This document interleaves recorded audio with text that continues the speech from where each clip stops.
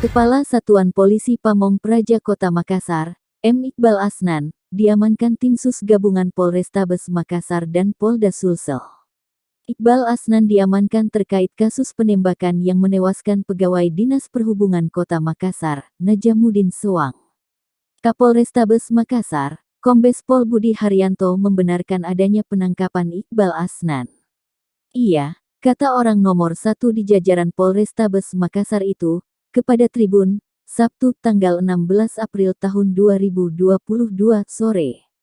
Meski demikian, pihaknya belum bersedia menjelaskan lebih jauh terkait penangkapan Iqbal Asnan. Nanti kita rilis, mohon bersabar, jelasnya.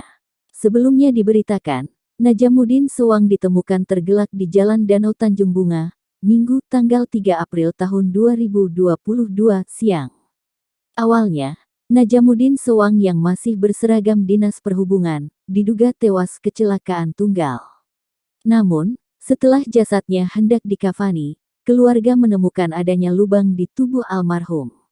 Keluarga sepakat dilakukan otopsi. Korban tersebut bernama Najamuddin, seorang ASN Dinas Perhubungan Kota Makassar.